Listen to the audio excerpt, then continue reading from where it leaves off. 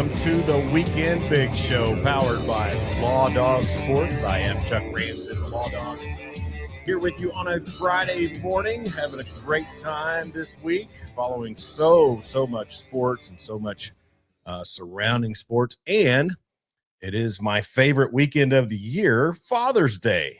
And it is a joy to be a father. It's a joy to have your father if you still do. And I tell you, it's that weekend where dad gets a little bit of rest and recreation sometimes, mostly at the expense of mom. So kudos to all the moms out there as well.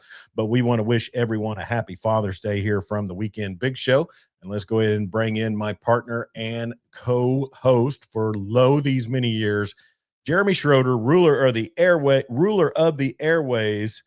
And we are streaming live, by the way, on Facebook, Twitter X, and YouTube. Please subscribe to our YouTube channel. Jeremy Schroeder, how are you doing, my friend? Oh, let me unmute you there. My apologies. Still got me muted. Yeah, I got you. I'm good. I've been off all week, just recovering from the mostly mental stress from my job. So you mean we could have been going live in the mornings this week? Well, we could have been, but you didn't by yourself. How did I know you were on vacation? You weren't. I told you. Not know? You did. I told you. You got to start. I mean, might as well be just like here. No one listens to me. I'm just going to say retention, mental retention, retention. In this bag of bones anymore. So, well, I'm glad you got some vacation. Glad you got some time off, and it's Father's Day weekend. So, I'm sure your lovely family is going to honor you properly. Yeah, they better. Pay. Well, I know part of maybe your Father's Day weekend will be checking out some golf at the U.S. Open, Shinnecock Hills in New York, going on right now. Wyndham Clark with I'd say commanding lead. He's 4 strokes up here on day 2. And we'll get into more U.S. Open talk in a little bit. And a whole lot to get to today, Jeremy. We've got, if I had graphics, we could run a list like they do on Around the Horn. But you know, we're kind of a DIY deal here. But it is a lot to talk about. But before we get started, let's go ahead and mention our sponsor for this segment, and that's going to be our good friend Marty Wandry at Clinton Liquor. We appreciate Marty immensely. And he is down at 1018 South 10th Street in Seatown, Clinton, Oklahoma. And I'm telling you, if you're on your way back and forth on I-40 West, it's an easy stopover, especially with all the construction they're doing on the business loop there on I-40. But you can get to Clinton Liquor easily if you're on I-40. But check out a lot of their stock and stuff. ClintonLiquor.com. Marty Wandry, a great friend of the program and a great friend of us as well. So, Jeremy, as we get started here, and we thank our sponsor for this segment, Marty Wandry at Clinton Liquor, I just want to, mention that I saw a birthday today, and you had a birthday recently, and Marty Wandry did an amazing AI mashup of your tailgate group, and then included me in it, which is foretelling because so you know what AI if Chuck's there. I will be joining the tailgating group this coming fall for OU football. But Marty wished you happy birthday. We wanted to wish you a happy birthday as well. And you're getting up there around me, so you got to be careful with that. 51. It's yeah. It's have you ever seen, there used to be some quizzes you could take online, and one of them was called Real Age. It's like you enter all these factors like your workout, frequency and your diet, just different things, your drinking, smoking, all that stuff. And they give you your real age. Well, the last time in my life, I think I was 34 when they actually mentioned that I was younger than my real age. Now what? Now it's like 70? I'm not taking it. Too curmudgeonly to take the test now. I'm not things. So anyways, we do have the comment section open, and we want to say hello to Ranbo 50, and I know who that is. Morning Men from Ran. And that's That's a cohort of you and I both, who's been a nice follower, real faithful follower of the show as well. So we appreciate Rand checking in here on YouTube. All right, Jeremy, let's get into it. Happy birthday to you, and then also happy birthday to Jason White. Jason White. Birthday is today, I noticed on social media. You talk about a career that could have been, but still made out the best he could with what he had left. I mean, I still think about that knee injury he suffered against Nebraska in 01. That one was vicious. Several of his knee injuries were just vicious, but still he managed to put together a really what you'd call a 2-year career in 03 and 04, led OU to 2 different national championship appearances in the old BCS Bowl, one against Louisiana State down at the Sugar Bowl, and then that debacle in the Orange Bowl against USC. But Jason White, just a tremendously accurate passer, great offensive system they had at the time. Don't know why they derailed so hard in 03. I call it the curse of Mike Lupica. But, happy birthday to Jason White, Heisman Trophy winner. They can never take that away from him. And, fans like you and I just wonder what could have been if he had had healthy knees. Man, I mean, you remember, I think the knee injuries actually made him what he was, just because he had a tendency to take, he was get the hell out of Dodge when he first read to go. Yeah. He came in against Texas in 2001, was it? Mm-hmm. And they ran option all the way down the field. Yeah, they did. He was unstoppable. Did he score or did Quentin Griffin score? Quentin Griffin scored 6 touchdowns in that game. That was 2000. You said 01. Okay, 01. Yeah, Josh Heupel quarterbacked the 6 touchdown game. Okay. So, but I want to say that it was 13. It was what 13-6. Man, Quentin Griffin scored so many touchdowns against Texas. 250 yards in 02. That was the Superman game, right? 01 was the Superman game. It was low scoring affair. 13-6. Yes. But they did get a touchdown off of Quentin Griffin, and I believe you're correct. I think it was a Jason White option play. So he slid in under the defender into the end zone. Yeah. Quentin, so many touchdowns against the University of Texas, and then that, like I said, that 250-yard rushing game in 02 where they knew Nate Hibble couldn't win the game for them. So 14-3. 14-3. Okay. But 02 was just nothing but solid Quentin Griffin sprint draws. I mean, it was just, and who was Greg Robinson? No, I can't remember if Greg Robinson was the defensive. I think it was Greg Robinson. Boy, he brought the house constantly, and they just slipped Quentin Griffin through every little nook and cranny they had, and it was just we just don't know how good we had it, man. I mean, he was salad days. A tiny little guy, and total nobody, and they really haven't gone back to that prototypical style of running backs. They tried. They had the Roy Finches and Jacob Gutierrez. Who was the kid that walked on that played at Langston and had a big game? Oh man, I knew you were going to ask me that. He broke his ankle and was never the same. He was a bit diminutive. Yeah, but he was. He was Griffin thick. Was just like, if you just miniature, he was a less explosive, smaller Barry Sanders clone. Sure. Mini-me to Barry Sanders. I mean, he was a great college running back, and I think he was a decent pro until he injured his knee. Well, and he had a bit of the fumble fingers. I think Denver was kind of. He didn't have the fumble fingers when it counted. No, he didn't. As I always say, I don't care what they do in the pros if they help OU win. All right, so happy birthday to Jason White. I know Jason White and all of the OU alumni and OU fans are happy about Skip Johnson and the Sooners punching their ticket to the championship series. And what a game against Georgia the other night. Just amazing dramatics, amazing incredible pitching. Just really the defense, man, some of the plays that they made in the infield. Really amazing. Cam Johnson, the third baseman. Yeah. That play he made on Dr. Daniel Jackson from Stargate, his hot shot down the line. Yeah. He's lucky that Daniel Jackson's a catcher because, he ain't picking him up and putting him down like some of those other guys. Well, but great play. Still, by Taki.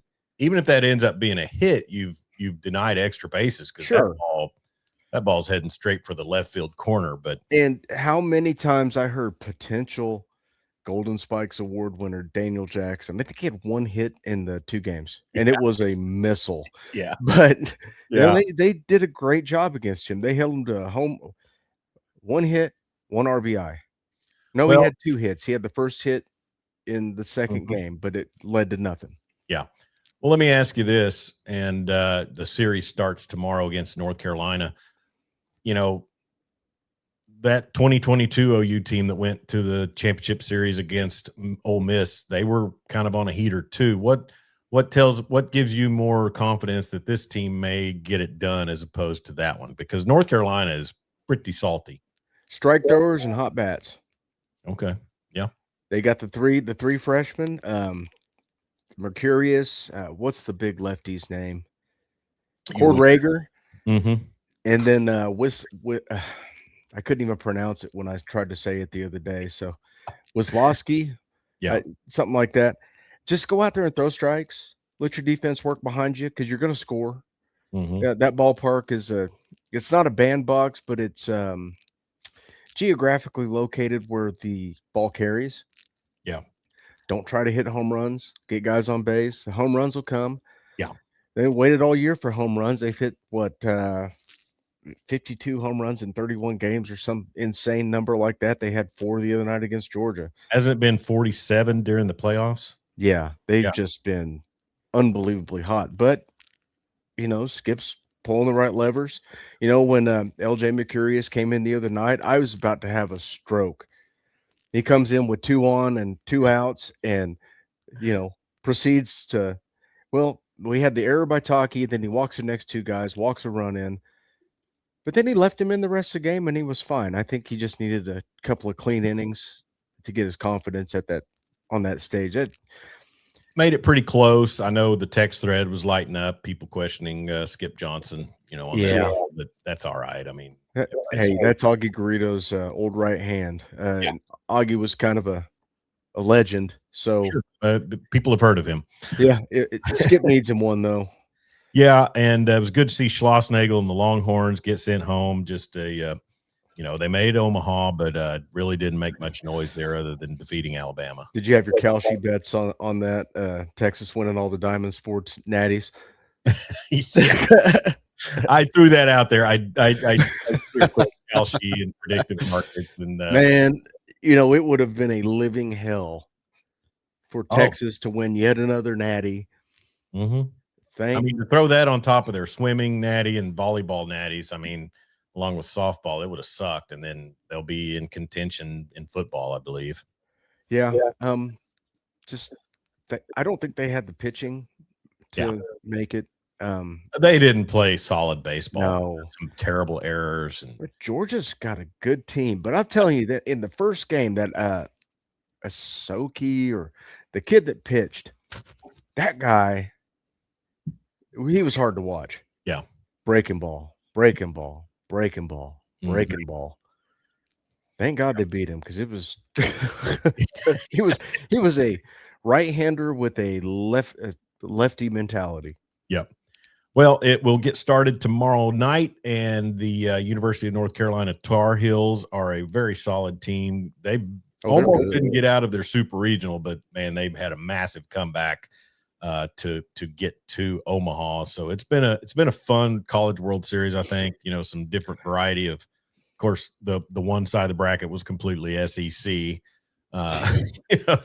So if you're the lone SEC team to make it to the finals of the College World Series, what does that say about your conference when you finished 11th? Yeah, you went into the tournament 11th and didn't really do much well in the tournament. So Skip had them ready for regional play. That is for sure. So he does it every year, though. They overperform their talent level every year once they hit the postseason. He's kind of the anti-Porter Moser. You ain't saying nothing I don't know. Hey, and he's been grabbing dudes out of the transfer portal because I think Roger Denny's finally opening up the purse strings for him. I've heard that. Get some dudes. Kids. I think we mentioned last week on the program, a kid from Tennessee Kid from Tennessee, a kid transferred over from Arkansas. Kid.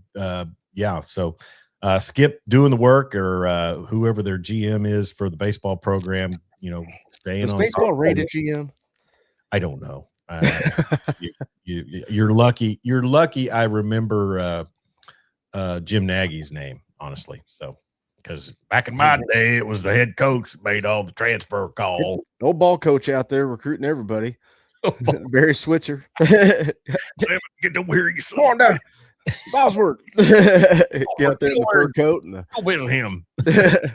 All right. So College World Series continues. We should know a potential for we'll either know a champion by Monday or have a championship series set up by Monday, one of the two. So good luck to the Sooners. Let's see. Game 1 Saturday, 2 Sunday, and then game 3 if necessary on Monday. Yep.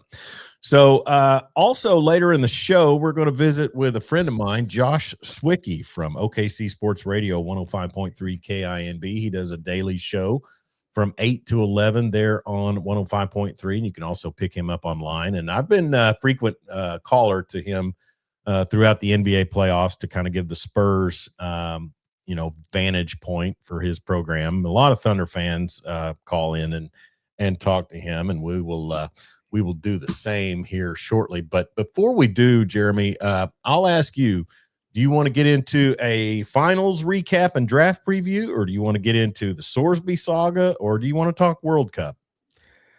Well, I don't want to talk World Cup because the wife is watching it. I could bring her in here as a special hey, World I'm Cup. just going to say this. If you have any shred of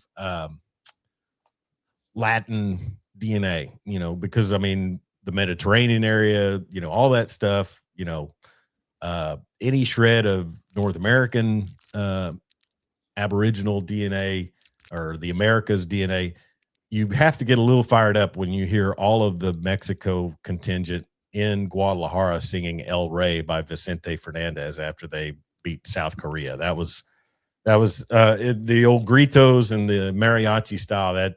That gets me fired up. I've always loved that track. I've just been scouring the internet to find the guy from Canada getting his leg snapped in half. Is that's what spurred the altercation? I guess the fireworks there. So yeah, World Cup going on. But let's get into the finals recap real quick before we get Josh Swickey on here. Knicks finish off the Spurs in a gentleman's sweep, 5-1. We kind of knew it was coming, Jeremy, when we saw the 29-point comeback. I think we recapped that one on last week's show. But in hindsight, everybody has the perfect vantage point to say what's going on. I felt like the Spurs were a team that throughout the series against, and this was my opinion, throughout the series against Oklahoma City, we're kind of learning on the fly. And I probably threw that out way too much. They're learning on the fly. They didn't make the same mistakes in one game to the next, but then they kind of regressed a little bit. But then I also look at it and say they weren't facing a full staffed Thunder team. So, they had what they had against OKC, and then none of that really particularly worked against New York because they couldn't finish. They had commanding leads in all 5 games and they couldn't finish. Well, if the game was over at halftime, they'd have been just fine. Mm-hmm. It's just they would, punch first quarter, and then you just saw that lead evaporate as the game went on, and it was every game. Mm-hmm. And I said in game 5, because the pundits will always say the pressure's on the team with the lead when you're up 3-1, and everybody's bringing up the ghosts of LeBron James and the comeback against the Warriors and this and that. They don't take into account what a psychopath Draymond Green was in that series. But I'll say this: I knew that as long as the Spurs didn't have a massive blowout at the Frost Bank Arena in game 5, they would struggle and not be able to finish in Madison Square Garden in game 6, because you look at that Thunder series, Jeremy, the game 6, they're basically rested going in. And I know the Thunder set a bunch of players late too, but you blow out a team that in Game 6, and then you're not having to extend the energy. If the Thunder would have made that competitive in Game 6, maybe it's a little different. It's hard to say, but I knew that the Knicks, whether they won that Game 5 or not, the way that it went down and the stretch that it went, to close out at the end, it would probably take the toll on the Spurs. Yeah, it did, and it was pretty wild to see them get closed out on their home court. Yeah, which is, I mean, they had a well double-digit lead in every single game. It's the sign of a team that's discombobulated. I feel we need to talk about this. Mm-hmm. It's Wemby. It's Wemby. Yeah. No, it is. Listen, if I've got a 7'5" guy, I need him on the block, and I need him to be a black hole. So get the ball in there, get easy buckets. Mm-hmm. Fundamentally, I agree with you. And I pulled up a stat. And granted, we're comparing a gentleman's sweep to a 7-game series, but here's an interesting stat. Points in the paint for the Spurs were 77 of 132. They took almost as many, so that's 58%, and that's 6 feet and in, Jeremy. Mm-hmm. And when you have a 7'5" guy who's great off the lob, I'm sorry, he has an amazing touch around the bucket. Really does. He can direct the ball. He can use the backboard. But when you're 7'5", But we've seen 7'5" stiffs before that just clank it. You know what I mean? I mean, come on, right? We've seen 7'5" stiffs, but you could look at him and say that guy's a stiff. Well, sure. You can't look at Wemby and say that. My point is, and I say this about SGA, it takes so much work, skill, and talent to have a soft touch around the bucket. I'm sorry, your guy iHeart don't have it. The little left-handed, the little shot put's fine from time to time, but I'm just talking. Shoot, iHeart can barely finish alley-oops. So there's a reason touch around the bucket is one thing. There was a movie about it. All right, so regardless, my point being is 3%. They took 132 shots from 6 feet and in the paint. Jeremy, they took 129 shots from the 3-point top of the key in the wings, not counting corner threes. 40 of 129 in that Knicks series. Now, granted, it's a 7-game series, Jeremy, but they took 199 shots in the 6-foot area. Mm-hmm. So that tells me that Karl Anthony Towns, Mitchell Robinson, and OG Anunoby did a tremendous job keeping Wemby out of his easy comfort zone with the lobs and the putbacks and things like that. So that to me is a true tale of the series. Right. And Wemby lacks a true post game. Yeah, we were talking about that off the air. You're 7'5", a turnaround jumper would be totally in his wheelhouse. But there are examples of guys who are not the biggest, most physical guys on the court who can thrive in the post. Yeah. You think Hakeem Olajuwon was bigger and more physical than Shaquille O'Neal? Yeah. But, hey, post moves, hit him with Dream Shake. Mm-hmm. The reason why Kobe wanted to learn that move, it's unstoppable.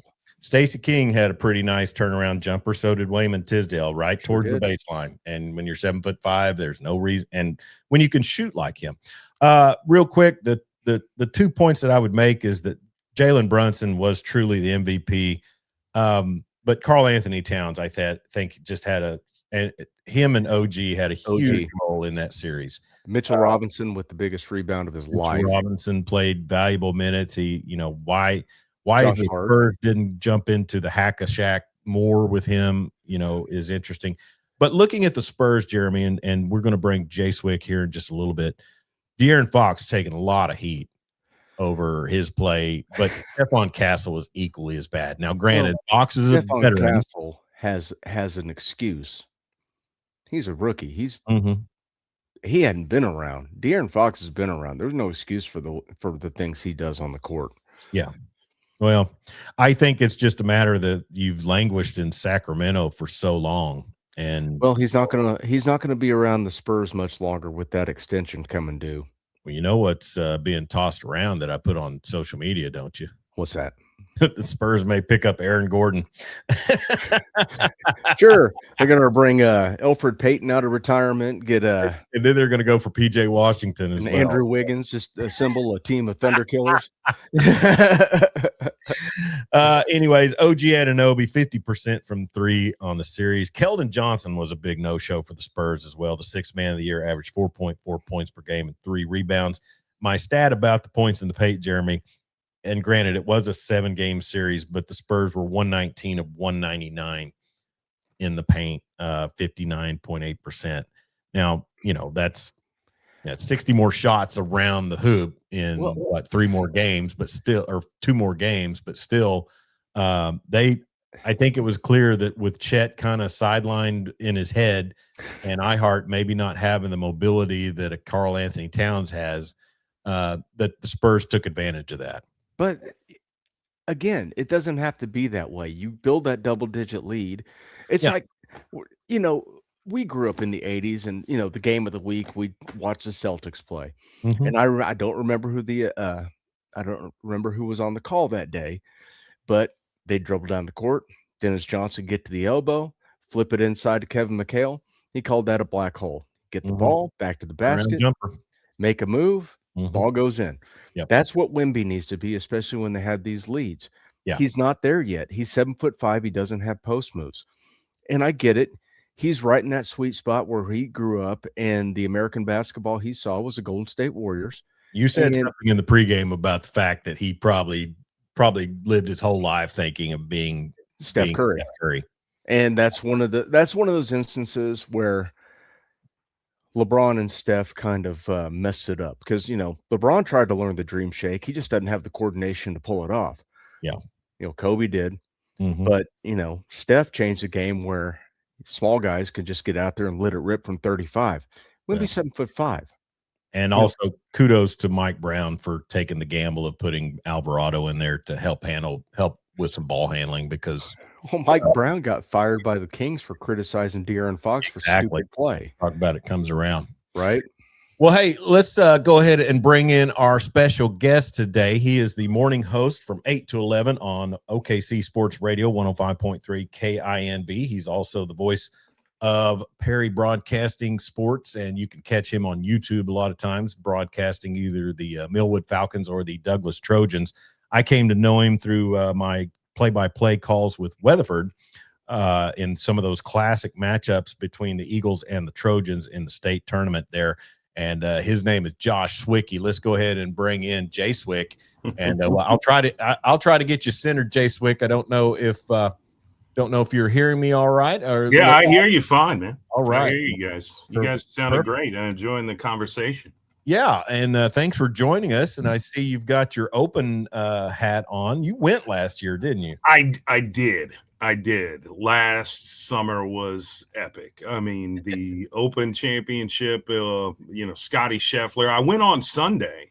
Yeah. And I was hoping to experience some drama, but Scotty wrapped it up pretty early. I think everybody knew, who was going to win that day. And that was amazing. Royal Portrush, Northern Ireland. Wow. Beautiful place, beautiful course, great people. Almost got stuck out there. We'd hired one of those, sprinter vans to take us from Belfast to the tournament. Mm-hmm. And they did that. And then they're supposed to pick us up and bring us back. And we're at an Irish pub having a great time. It's like 10 o'clock. And Pepsi's on your program. Yeah. We get a text from the driver that says, we're not picking you up. And good luck. And we're refunding the money that you spent to get you out there, but we're not taking you back. Well, Royal Portrush is like the size of Canute. It's like there's nowhere to stay. Yeah. And so my buddy's wife got on it and found us a train ticket, last train out of Portrush to get us back to Belfast. And wow. And in about 15 minutes, and we made it. That's crazy. That's an amazing story. And I tell you, I'm not trying to guesstimate your age, but I think you're in the range of us. I don't think the ticker on me is set up for endeavors like that anymore. No. Yeah, the willingness to even go over there is not there anymore. Well, I mean, it definitely tested me physically. There's no doubt. No doubt. Yeah. I mean, 2 weeks out there, and I mean, what else do you do but end up at a pub somewhere? So how many Guinness did you take down? Woo! That is, the over under is about 15. So Wow. right around there. Not too bad, mustaches when but you enough. About it. Nice. Well, and I know that I learned from a friend of mine who went to Ireland that Northern Ireland, I'm guessing is the complete Protestant section. Bushmills and Jameson are the dividing line in Irish whiskeys. If you're Protestant, you're a Bushmills guy. If you're Catholic, you're a Jameson guy. So I didn't try much Irish whiskey, but I definitely had a lot of Scotch because we spent almost a week in Scotland. Oh, okay. And so I got to kind of tour St. Andrews out there, spent about $1,000 in the pro shop. You said that the other day, and I was like, "Holy cow!" Yeah, I mean, you're only out there one time, and getting a tea time out there is just there you go, impossible. But yeah, it was a great time. You host a morning show from 8 to 11 on OKC Sports Radio, 105.3 KINB. You're also streaming online. And I tell you, you are a breath of fresh air alternative compared to the other landscape within the sports talk arena of the OKC Metro, because I got to say, at the end of the day, and it's kind of what we do, we just kind of want to present the common man's, the common viewpoint sports, and let when you do get callers, you let them talk. There's no need for schlock, I don't believe, and and I'm going to do my best to try to steer listeners towards your program. But talk about how you got into this. Well, grew up in Elk City, Oklahoma. I'm a big Elk, so I'm very familiar with what goes on out there in Weatherford and Clinton and the Hinton area. I went to Southwestern Oklahoma State, and when I got done there, I moved up here, and I was kind of like a lost puppy. I was about 22 years old, and a friend of a friend knew Kevin Perry, and we had lunch, and he kind of offered me an internship. I came on, and less than 3 months later, I was hired doing a bunch of different things. And at that time, I started doing a weekly sports show for 2 hours on Fridays on a non-sports station, KRMP, Heart and Soul. It's actually an urban AC music station. Yeah. But that's better than a white guy from Elk City getting on talking sports on right. I mean, I had a blast. I had a blast with it, and that was my in, and that was my opportunity, and I felt like I had to take it. So sure, certainly did that, and got into sports broadcasting. Just kind of partnering with a couple of high schools. This is before the streaming stuff, so it was still just straight radio. And we, in football season, we do a few games here and there for some schools around the city. And then it just kind of grew, and I've always been in that role as a sports broadcaster, as a play-by-play guy for football and basketball. And then I moved on to a marketing gig, became a marketing director and for a medical imaging company. But I always kind of stood with sports and did a lot of broadcasting as kind of like my side gig. And then COVID happened.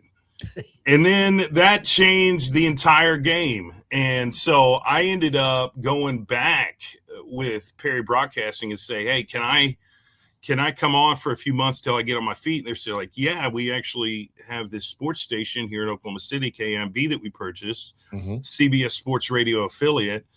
Why don't you come on and do a 3-hour show? And I was like, sure. All right.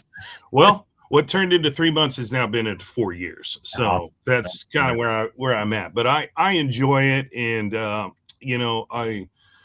I try to have as much fun with it as possible. And I don't, the beautiful thing about the sports show that I do every day here in Oklahoma City is they don't, my superiors don't control creativity. They give me the freedom to do that. Yeah. And so they're not in my ear saying, "Oh, can you talk about this? Don't say that," that kind of stuff. And so I view that as such a luxury. And that's what I enjoy most about it is I can be myself. I can talk about tough issues and different things like that. Have a bunch of different guests but love high school sports and small college sports. I think that's kind of our lane, and we try to do as much coverage on that as possible. Some of the bigger stations don't do that as much, so that's kind of our niche. But we still talk about Thunder. We still interview, professional athletes and do a lot of different. Yeah, and like you've got you on the morning rush, and then also in the afternoons, longtime staple in OKC Sports Media, Myron Patton, who I assume is doing well. I know he's had some issues over the past several years, but he sounds great in the afternoon. Yeah, no, Myron's awesome. I talk to him regularly, saw him last weekend, at a function, but he also does a lot of color commentary for like Millwood basketball games. And he's got his own show in the afternoon from 3 to 6. So yeah, Myron's legit. We're visiting with Josh Swickey from, we call him Jay Swick from OKC Sports Radio 105.3 KINB. And we also want to thank our sponsor for this segment, A+ Roofing and Construction. They not only serve Western Oklahoma, but they also serve the OKC Metro. They just recently did my gutters, and man, what a job they did. Damon Schultz is a tremendous business owner, and I appreciate him very much, and you will too if you hire them. 580-772-7587, A+ Roofing and Construction. We'll share their link, their Facebook post as well here on their Facebook page here on the broadcast. Jay Swick, you travel a bit, and I'm pretty impressed by your coverage that you do. You've gone to several media days. You've gone and covered live events. You and I have shared a press box about the size of this desk that I'm sitting at before at Moses F. Miller Stadium.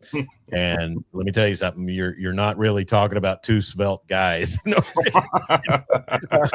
we both take up some space, but so they have that elliptical back there in the corner, Chuck? No, it's in the other room, and wife's on it currently. She's been very religious with that, trying to motivate me. But it's just got to be fun to, like you said, cover the local sports, and I mean local sports because it is kind of you guys' niche, and I appreciate the social media stuff y'all put out there because I'm telling you, if there's a coaching change within a high school or a small college rank, OKC Sports Radio is on it on social media, and that is to me a breath of fresh air. Well, I enjoy it, and I think that the athletes enjoy, the families, the fans. It's just it's just a void that needs to be filled, and I think that others are starting to catch on now. But I got to credit Miles Perry for what he does as his coverage, and we just have a lot of fun with it, and I know that we get a reaction from the public. I mean, people are ingesting it and loving what they see, and kind of keeps people knowledgeable and updated on kind of what's going on. And it's easy to kind of get lost in the shuffle with all the changes that's been happening in local sports. But yeah, we're trying to fill that void and just keep, give the attention. I always say this, give the attention to the athletes that deserve it. Yeah. Because they do a lot of work behind the scenes, coaches too, and they're not doing it for the credit. They're doing it for the love of the game and for the love of the sport. And so we try to get in there and showcase, the good things that these athletes are doing. Well, and I tell you, the YouTube broadcast you guys do whenever Millwood plays Douglas, the comment section is just right. Is that still called the Soul Bowl? Oh yeah. Okay. I didn't know if we were still doing that. Oh yeah. No, it's a huge rivalry, but a fun rivalry, not like a hated rivalry, not like like an Alabama Auburn kind of Mhm. thing. I mean, it's a healthy thing, and it's kind of like a homecoming. You get a lot of alumni that come through there. There are thousands of people, and then they tailgate it. They kind of treat it like a college football game kind of thing, and it's always a lot of fun. Yeah, we have a blast with it. And like I said, the comment section on YouTube is just rolling like a ticker tape. And, you guys do your best. And you got a partner there, Dylan, also, that does a great job with you on the play-by-play. You've got to call 2 or 3 state championships over the past several years, and 2 of those at my expense. So thanks a lot. Yeah. I've called a lot of state championship games in a lot of different classes, but those ones at 4A over the past few years, especially the 2 years that you and I were kind of sitting alongside each other doing I was doing the Douglas broadcast, you were doing the Weatherford. I mean, those were epic games. Those were and there was 11,000 people for that game. A lot of fun. I mean, just filling out the State Fair Arena, and golly, those are some of the best times. I love to broadcast big games like that. And I was there courtside for the Norman game last year, and I took a little video of the game winner, and we put it out on our social media plays. It's got like over 225,000 views. Like, people all over the country are watching it. I mean, it's crazy, some of the moments that go on here in the state of Oklahoma that don't get enough pub. Yeah, moments like that. Well, and I tell you, and like I said, you were so tremendous at getting post-game interviews to go on social media with those kids that play for those squads. And I know that means a lot to them. I know it means a lot to the fan bases and administration. And, I was more of a South Side guy. So back when I was with the police department, I tried to help out a lot of the sports programs within the South Side schools. Generally, it was on what was called a pitch. Not so much a football field or a soccer term, right? Yeah. Pitch. So, but no, and I'm always going to favor Oklahoma City schools that get a little shine here and there. And I tell you one that I've got in my crosshairs that I'm going to do my best to help out, and that's the Crooked Oak Roughnecks. Because if anything, if you ever saw the demographic that those kids, that their school district, encompasses, you talk about some kids who really work hard to stay on the playing field regardless of a lot of conditions, but also, my gosh, just the coolest logo in all the state of Oklahoma as far as what you could find. So I'm going to do my best to try to promote Crooked Oak sports in the next upcoming season. But you've got so much going on with your morning show, The Morning Rush, on 105.3 OKC Sports Radio. And you got some good help too. You've got some producers that will jump in there and talk sports with you. Wes Wilder and D Wright, man, those guys, they're top notch. And just like any program, it makes it so nice to be able to talk sports with somebody. Yeah, no, especially in the mornings. The morning, we view the morning show as a little bit more laid back, just not straight sports down your throat. That's it's like a little bit more lax. We have conversations. We talk about other things. So I try to kind of keep it loose in the mornings, and D Wright and Wes Wilder, depending on, I switch them out. Depends on what, if one pisses me off, I'll bring in the other one. Oh, wow. So I'm going to tell Wes that. But they're great guys, and they enjoy it, and I enjoy working with them, and we have a lot of fun in the mornings. Well, Jeremy? Yo. One thing I would mention about Jay Swick is the fact that he's a huge Sooner fan, even though he didn't wear it today. We were talking, in segments before and episodes before about, the advent of the general manager. And, you pay close attention. I know Myron's got his finger on the pulse of, a lot of the press conferences and stuff like that. But what do you think about this Jim Nagy hire and the job he's been doing throughout his time here in the OU territory? Is that for me or Jeremy? Yeah, Jay Swick. Jeremy doesn't work with Myron, so. Okay.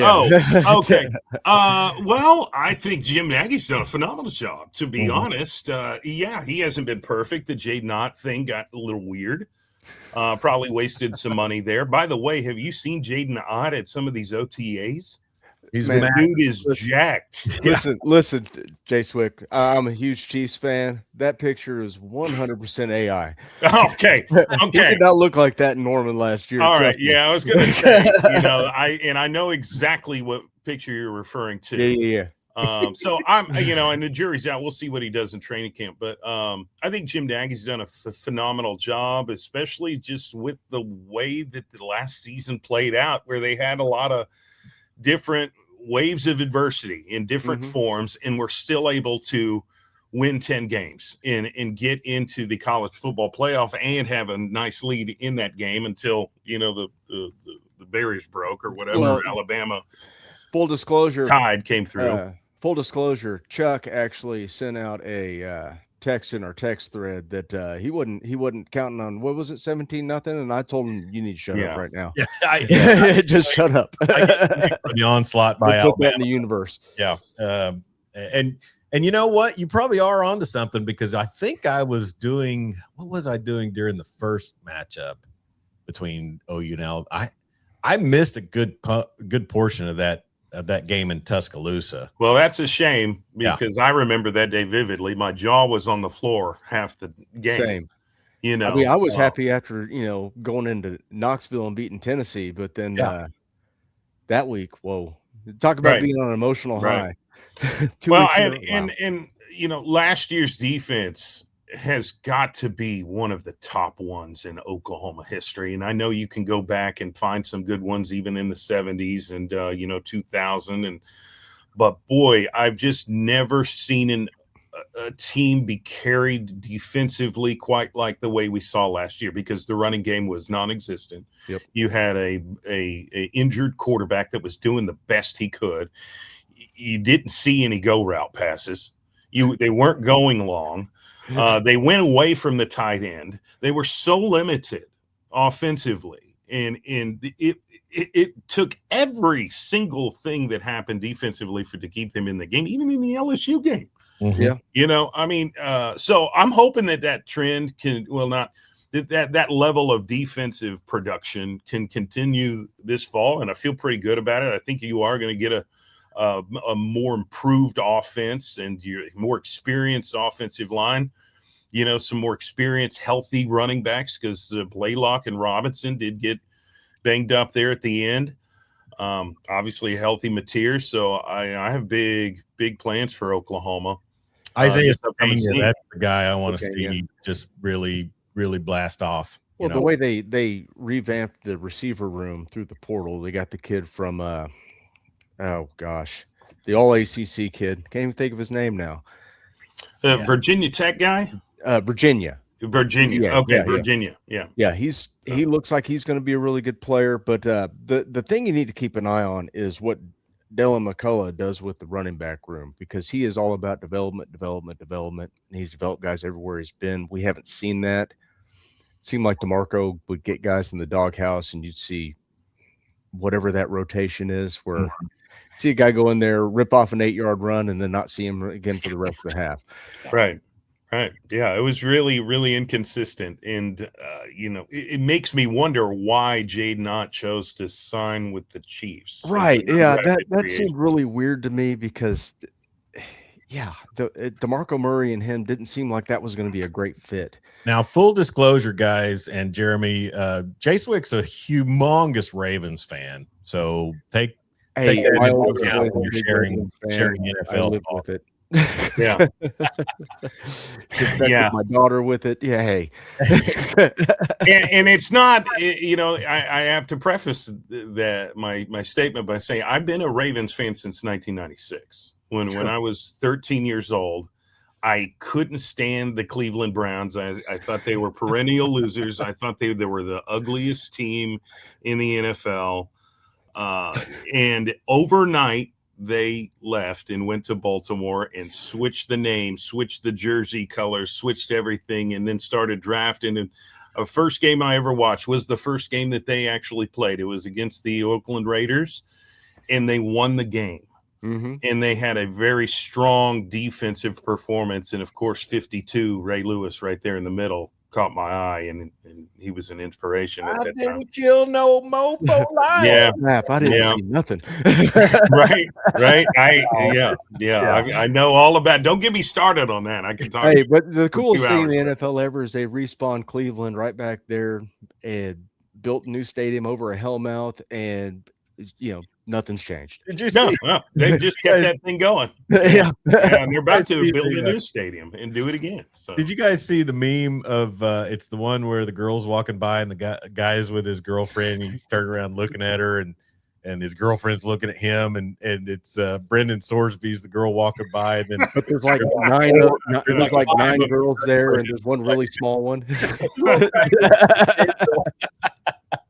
So anyways, well, Jay Swick, tell us what is on tap for football season with regards to your station, 105.3 OKC Sports Radio. I know you guys will be doing some coverage and providing some stuff for OU fans on the air. Yeah, last year we partnered with, obviously we do we've partnered with Millwood to broadcast all of their games, and then we've done a lot of broadcasting with Oklahoma City Public Schools.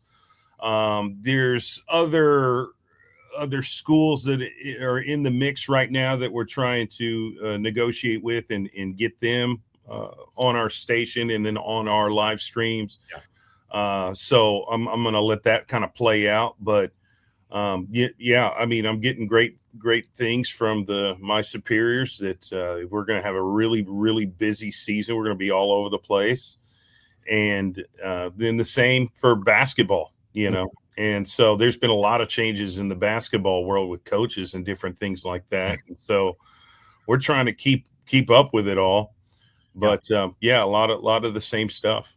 And then you're down in Norman on Saturdays, right? I mean, when it's a home game, you're. So you kind of, I try to remain neutral on the air. But okay, because I admire Oklahoma, but I've been a lifetime Oklahoma State guy.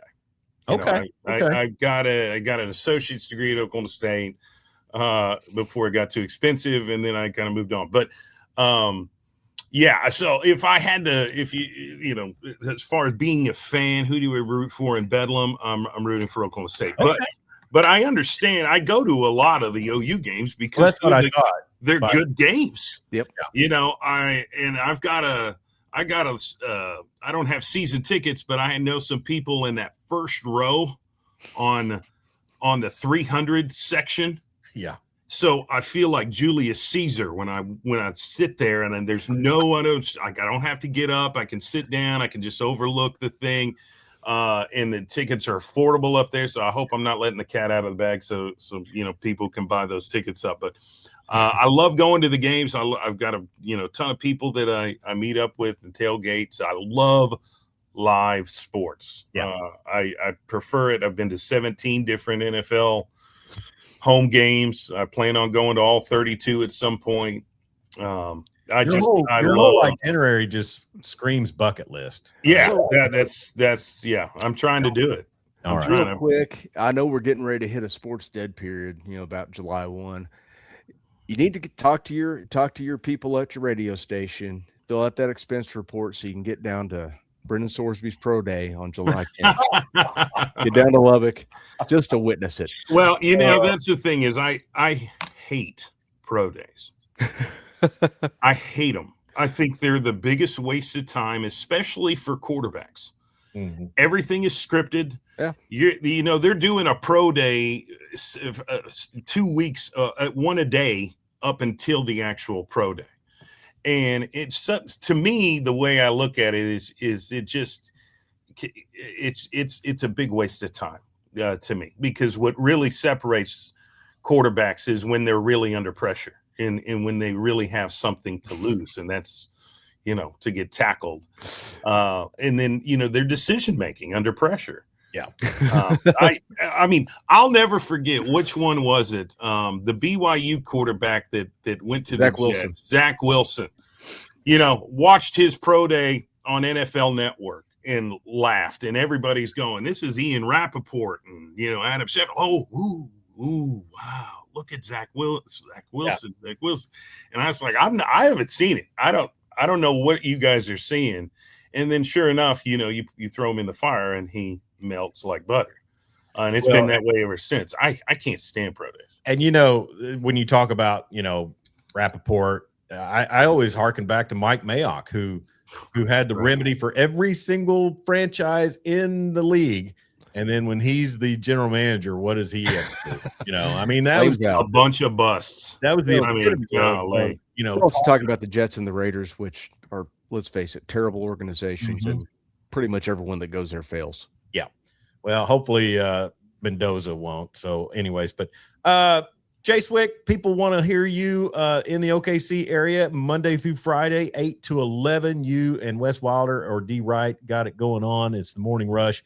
And then also we'll share the link to listen online, because I missed out on a lot of your talk back when I was in Western Oklahoma. Of course, I was kind of doing my own thing too. But I got to say, like I said, your program's a breath of fresh air, because it's not schlock based, and it's not trying to just rebel rouse and get people stirred up and saying stuff just for that fact.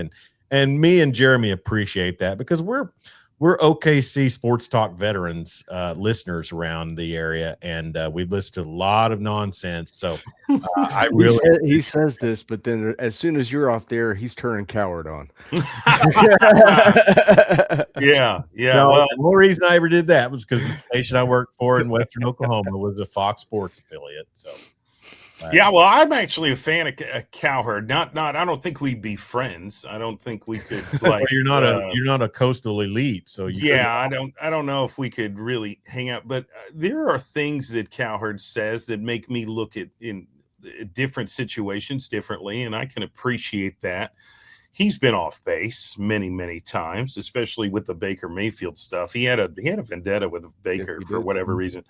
But there are a few things, just different perspectives that he'll, whether he genuinely means it or not. Yeah. And they've come to the conclusion that if they slight the OKC Thunder, they're going to get interaction. I mean, it's total clickbait. That was Twitter like that with everybody this year. So, but anyways, you're a breath of fresh air. And like you mentioned with Coward, and this is something, I can't do the shows that got 8 guys talking. Right. I mean, McAfee, I've not been able to get in him because I don't care what his third producer thinks. And even Dan Patrick, I get so tired of him. Paulie, go. What was it? McLovin? Right. He's not on there anymore. But you know what I'm talking about. Yeah. And so I sometimes I like hearing the guy that can kind of carry the show himself, and maybe have a producer, that he'll bounce some things off of from time to time, but not just constant, things like that, which is kind of what me and Jeremy do. So I should probably shut up. Well, I watch you and Jeremy, and you guys do a great job. I watch you guys more than you know. Hey, and I'm going to tell you, a friend of mine on the police department said he was taking his father home to Nebraska, was on I-35, heard me calling in to you, and then lost the signal as he got further north. But he was listening to the Morning Rush with Jay Swick. That's good. Yeah, that's good. And I appreciate that. Appreciate the kind words. We enjoy it. And I try to keep it pretty lax and not too serious, but sometimes those serious conversations they do occur, and you never know when it's going to kind of come to that. But we enjoy it, man. We have a lot of fun. Well, you do a great job, man, and we sure appreciate you taking some time here. I know you had the day off today for Juneteenth, and that was I heard you get notified of that yesterday. Apparently, your email server's down. I had no clue. So that was nice. So you'll appreciate this though, Chuck. And here in about an hour, I'm headed downtown to the Jones Assembly to watch USA play soccer. Oh, you're going down there for that, huh? Yeah, I'm going to go watch USA take on the Aussies, and on the pitch, right? They're playing on the pitch. And You know, they've got the goalkeepers and the wings, and you can tell I'm not a soccer guy. I No, don't know anything about soccer. You're a sports guy. I mean, you know. That's my weakness, though, is soccer. Yeah, the typical response of who cares? It's soccer. It's an international, sissy game. That would turn me off of you quick. Right. Even if you just say, "Hey, it's not my bag of tea," but hey, good for y'all. That's fine. Yeah. And like I mentioned to you on the air the other day, it's a tough sell when you have 4 draws in one day of competition. Right. Especially when you're somebody like that. I'm trying to fall in love with the sport. I'm trying to get into. There's not, as Jeremy said, this is we've hit that low season for sports right now. The U.S. is favored. Am I reading this right? Yeah, they probably are. I mean, that Australia, I can't remember if they beat Turkey. I think they did beat Turkey, but I think they beat them 1-0. Yeah, but the output that USA had against Paraguay was pretty resounding. Well, listen, Jay Swick, we'll let you get out of here, bud. Enjoy your day off and enjoy the Jones Assembly and enjoy some soccer. We will be tuning in to you Monday through Friday, 8 to 11 on 105.3 KINB, OKC Sports Radio. We appreciate you, brother. Thank you guys for having me. Yeah, thanks for coming on, man. You Jay bet. Swick, and we'll also share his social media contacts as well. Jeremy, real quick, about 5 minutes left here in the program. Draft coming up next week. We will not be on the air until it is over. Your Thunder have the number 12 pick. Mock draft from Jeremy Wu of ESPN shows they would there's a lot of talk about them trading the pick, but also if they do draft at 12, Yaxel Lindeborg is the projected pick. He's 24 years old. That is like ancient among that roster. But he's got a 7'3" wingspan, and the comps that I've seen for him is OG Anunoby, Keegan Murray, and PJ Washington. That's something that wouldn't be necessarily a bad thing for your OKC Thunder. Well, a guy that can play down low but also stretch the floor is something pretty much every basketball team needs. I mean, Chet can play down low to an extent. Stretch four, man. Huh? Stretch fours, man. That's great. As long as I think he's Steph Curry. 17 pick will likely be traded one way or another, is what most people are saying, and it could be a combination deal where they move up from 12. It's hard to say. I know the center from Michigan, Mara, has been of considerable conversation within the Thunder's projections. Hey, what's weird about the NBA draft is you rarely see players. You don't see a lot of trades up there towards the front of the lottery. I could see OKC packaging maybe Wiggins and the 12 to move up. I think the Nets have shown interest in Wiggins, but we won't know. It'll be something so out of left field nobody has even talked about it because it's Sam Presti and he moves in darkness, and the CIA ain't got nothing on him. Spurs projected at number 20 to draft Allen Graves, a power forward from Santa Clara. The need for them is size in the front court to back up one non-post player at 7'6", Victor Wembanyama. I wonder the talk that we mentioned about Aaron Gordon potentially being somebody that the Spurs would target fits a lot of bills. Would they try to package something with the Nuggets on De'Aaron Fox to ship him out? Because not only did he have a bad series, but they've got Dylan Harper. I don't know what the Nuggets cap situation is, but when that extension kicks in, we're talking 51, 53, 57, 60 it's a lot for the 4-year extension. That is a lot of money. That's a lot. You're already paying Jokic. Who's the other? God dang it. Not Gordon, but the other guard they've got. Jamal Murray. I don't. 51. I'm losing my mind. It's okay. Marbles. I need the Prevagen. You still have some of that left? No. You got my address. Too expensive, and it didn't really. I didn't really feel it worked. Here for our buddy Dan Narva, who chimed in while we were talking to Jay Swick, wishing us happy Friday and Boomer Sooner. The Pistons at number 21 projected to take Iowa point guard Bennett Sturtz. And you talk about a kid who is gritty and a playmaker and really helped facilitate that Elite Eight run for the Hawkeyes. It would take some of the ball handling duties off of Cade Cunningham. And, it's maybe not the flashiest of picks, but, pick kids that are winners. That's what I say. I mean, Detroit in that situation, I'd like to see them get a veteran point guard to take some of that.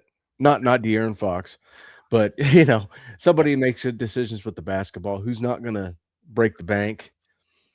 Like maybe cousin Dennis would be a good fit there. I think he's already been there, but he's been about everywhere.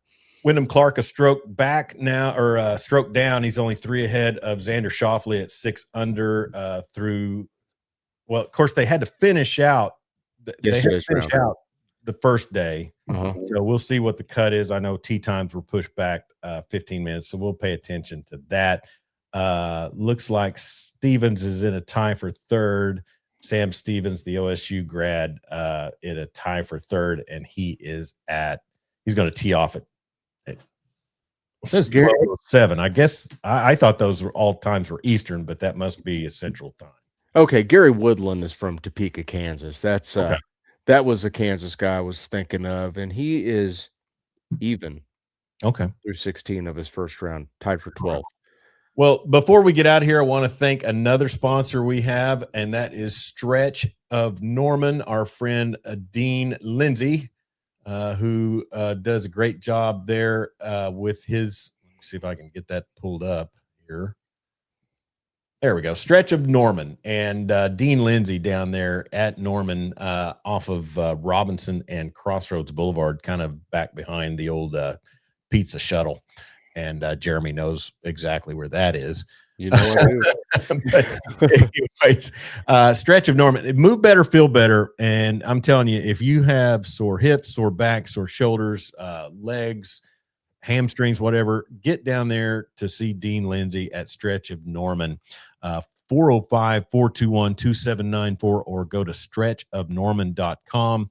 And I'm telling you, Jeremy, Dean extended my career basically back when I used to work with you out at the airport, because after an 8-day straight set, I had to go get the old hips stretched and tweaked. So great job by Dean Lindsay. But I want to give him a shout out here on the program and let him know we appreciate him. Man, I'm looking at the leaderboard for the U.S. Open here, and it's tough, man. Scotty Scheffler was a tough game.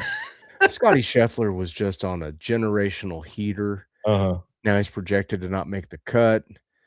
DeChambeau is 5 over.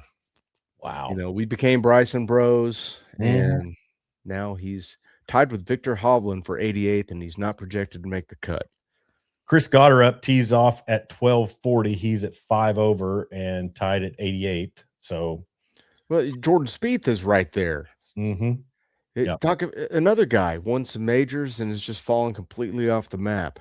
Yeah, it's a tough go. And then whenever the Live Tour guys get released of their contracts, that's going to be that many more competitors thrown in there. So we'll see what happens. Hey, we need to get out of here, but tell me, what are your Father's Day plans? Oh man, sitting home. I'm off that day, so let the kiddos serve me. We'll see what happens. I'll probably just go to the gym and get ready to go back to work on Monday. I mean, I'm back in the Metro. Why are we not trying to hook up a tee time? Because I haven't played golf in 3 years.